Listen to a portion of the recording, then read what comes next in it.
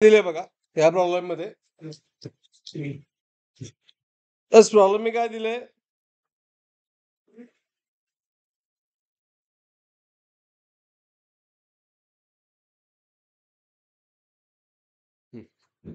beam of electron is at rest,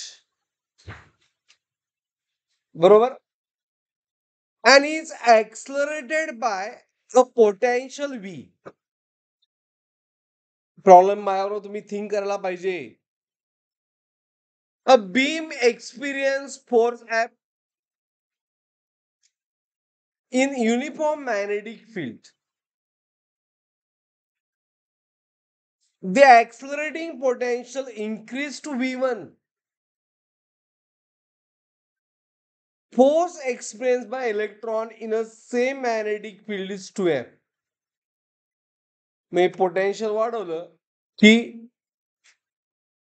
force वाढतोय असं म्हटलं त्यांनी.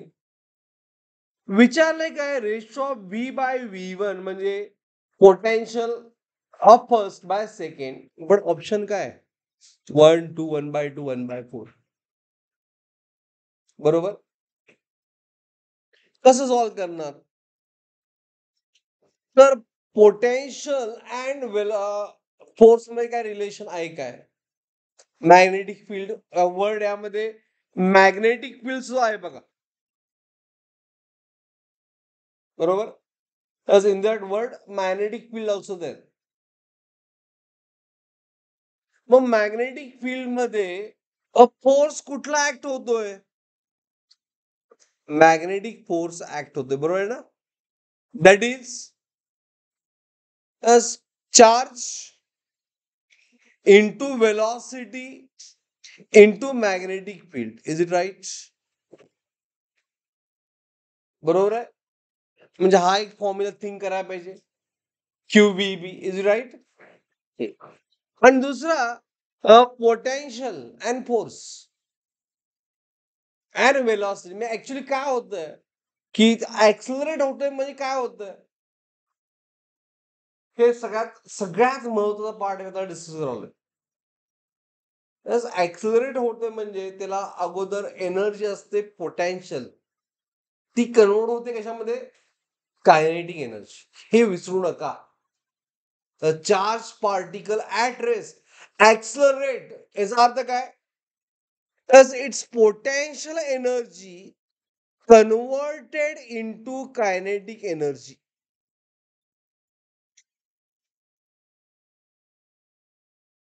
बरोबर. मग पोटेन्शियल एनर्जी किती असते, ज्याला इलेक्ट्रोस्टॅटिक्स आज देणार आहे paper, charge into electric potential. आलं काय पोटेन्शियल फॉर्म्युल्यामध्ये, is equal to half M V square. बरोबर. चार्ज तर सेम आहे, ओके, दोन्हीकडे कॉन्स्टंट मास कॉन्स्टंट, त्यामुळे potential is directly proportional to what, V square. हे रिलेशन मिळालं पहिलं आपल्याला, कळालं सगळ्यांना, एव्हरीवन, इज इट क्लिअर. मग पोटेन्शियल फाइंड करायचं आहे आणि फोर्स दिलाय. वी हॅव मॅग्नेटिक फोर्स किती आहे, is magnetic force is Q charge same, V and magnetic field be same आहे, त्यामुळे force is a directly proportional to what, velocity, right.